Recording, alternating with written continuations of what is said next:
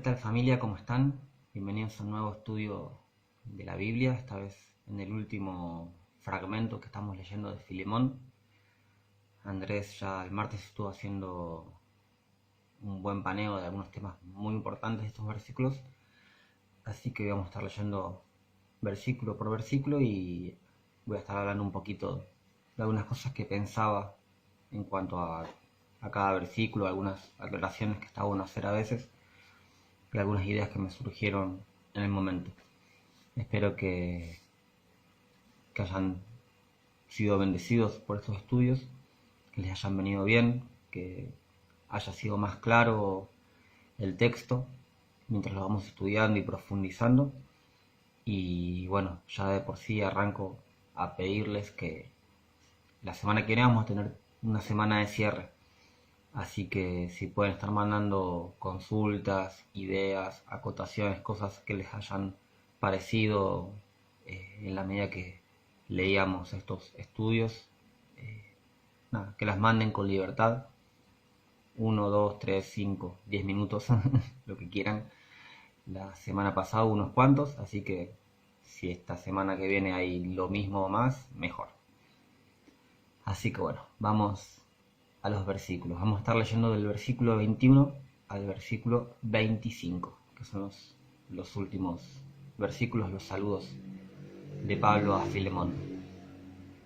Así que bueno, yo voy leyendo un poco, que tengo en la compu lo que fui anotando de cada sección, de cada versículo, y ya lo anoté como una especie de estudio. Esto si quieren después lo pueden pedir. Creo que Andrés también anota todo, muy prolijo. Yo anoto más como las ideas sin tanta estructura. Pero bueno, a nuestra forma y a la forma también de cada uno, lo importante es profundizar en el estudio de la Biblia y ver qué es lo que decía Pablo en ese momento para saber qué podemos aplicar y cómo podemos aplicarlo nosotros hoy en día. Bien. Entonces, antes de estos últimos versículos de la carta que vamos a estar leyendo, Pablo se dirigió a Filemón y le expuso su corazón, su mente y su voluntad respecto a Onésimo y en cuanto a él mismo. El contexto fue el de la fe y el amor que estaban por sobre la ley romana del momento y también por sobre las leyes del corazón humano que tienden a negar los caminos de Dios.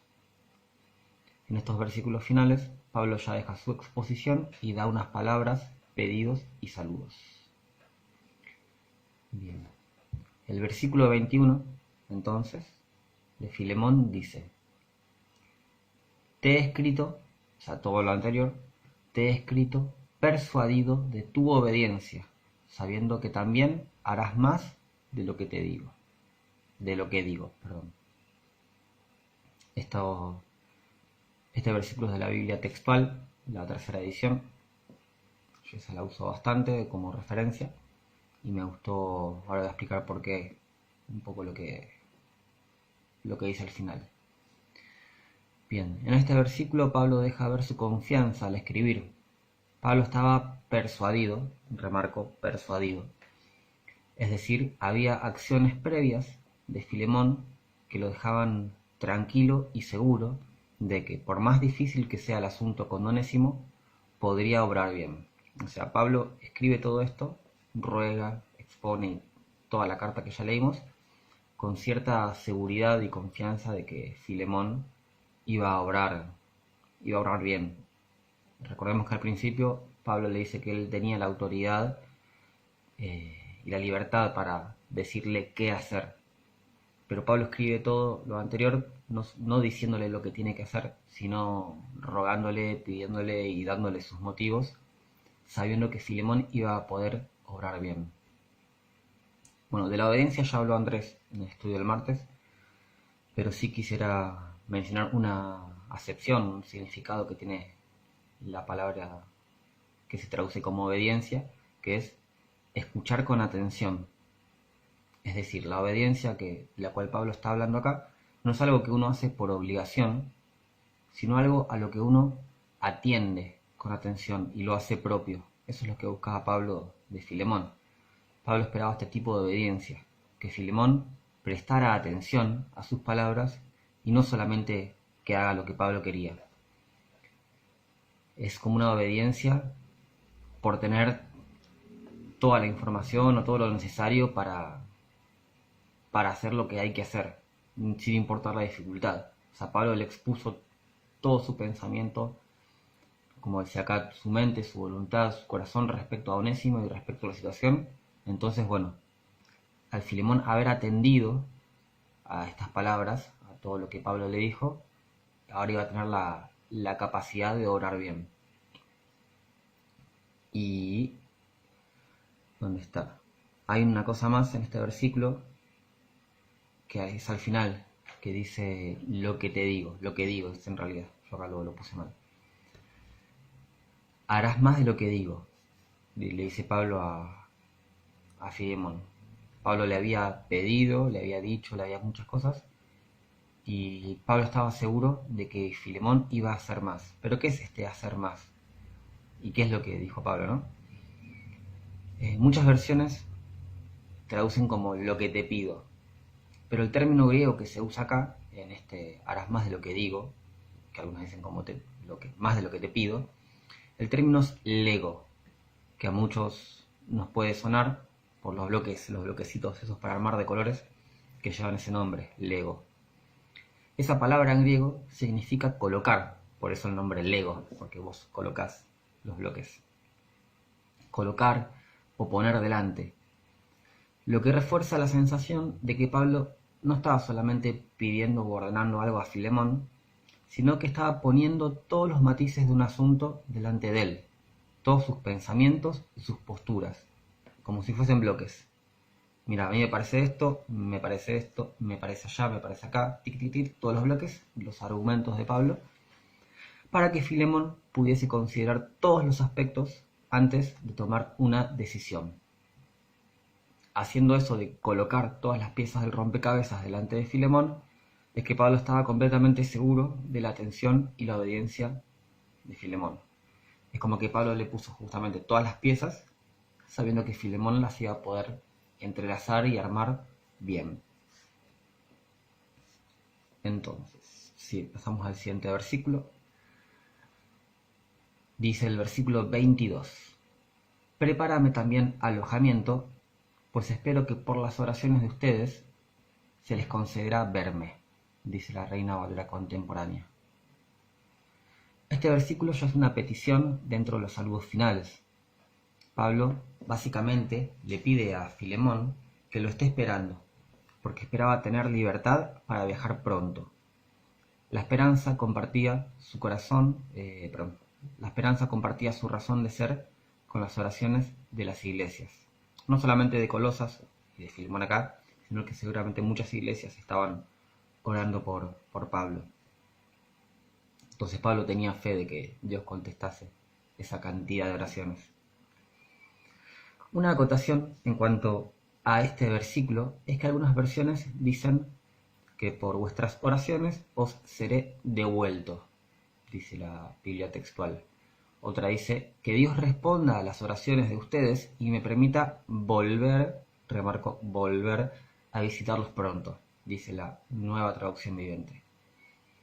Y la NBI dice que Dios les conceda el tenerme otra vez con ustedes, remarco el otra vez.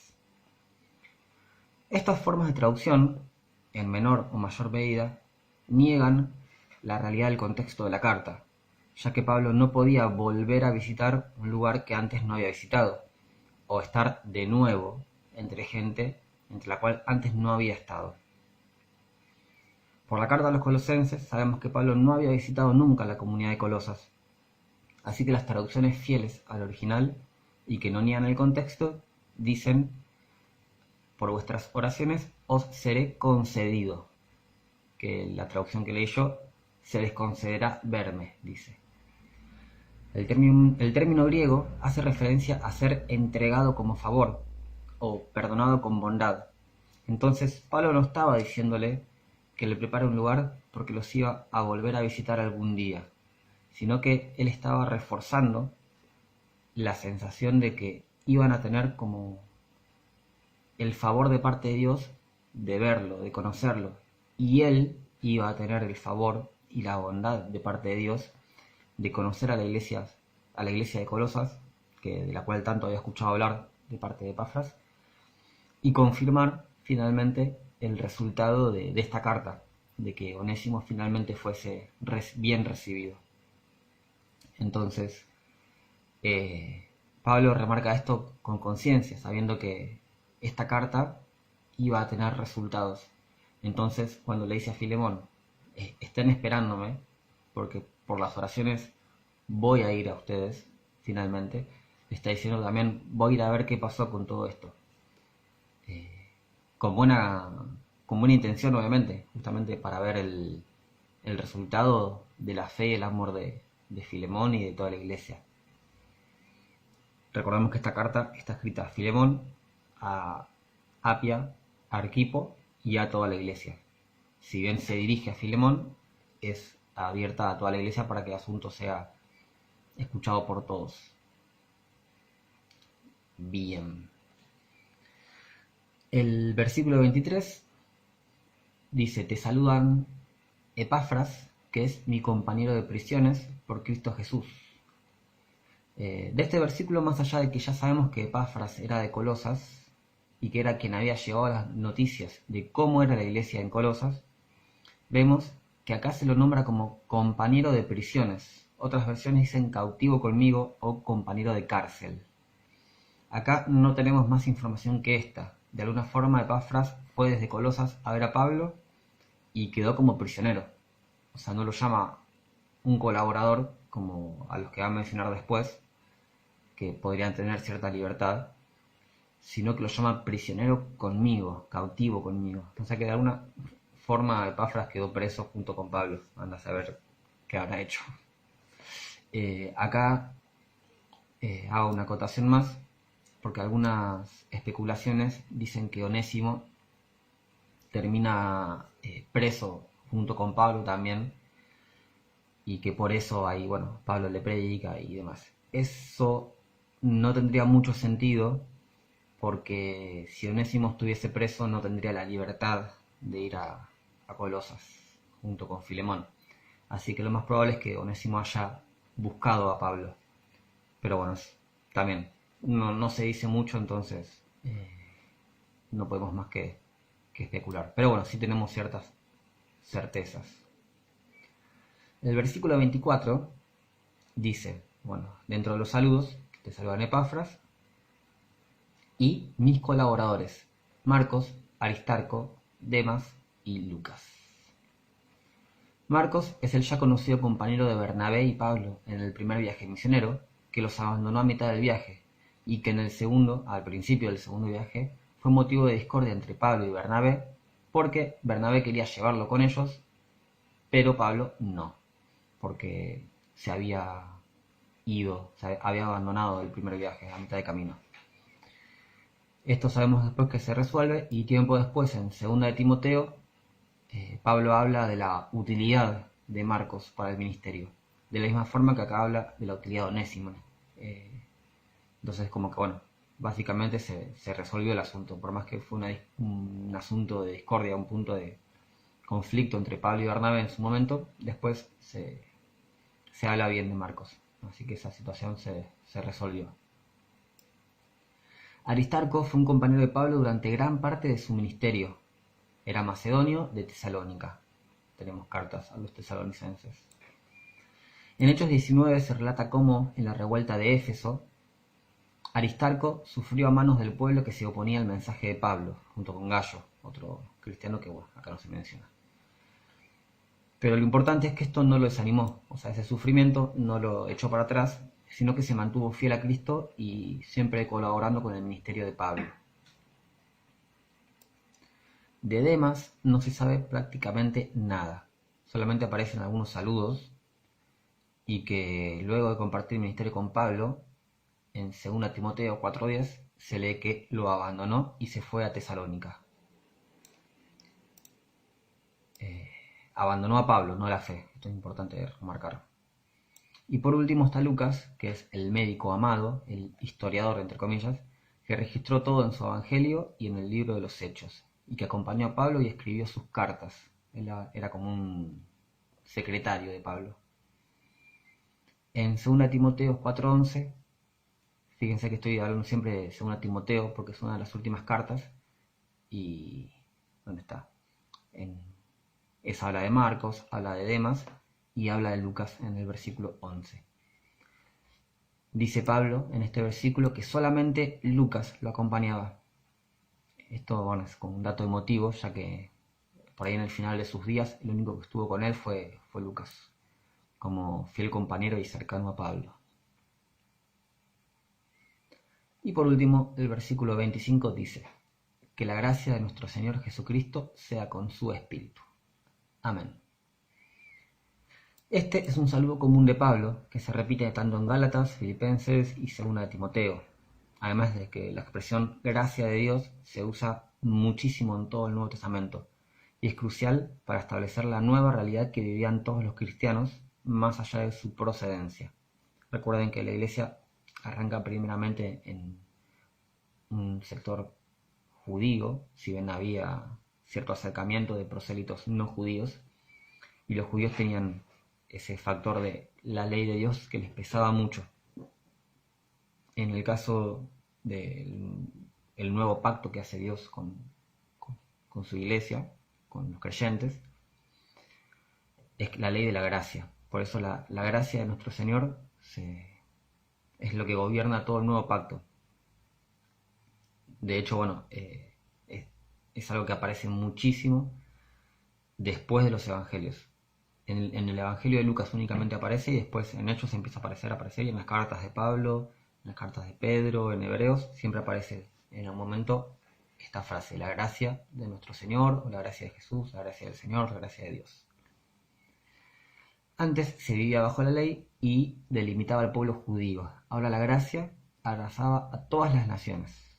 Esto es buenísimo de entender porque cuando Jesús le dice a los discípulos que iban a ir de Judea a Samaria hasta lo último de la tierra, ese hasta lo último de la tierra significa que la gracia de Dios, la gracia de nuestro Señor, va a alcanzar todos los confines de la tierra.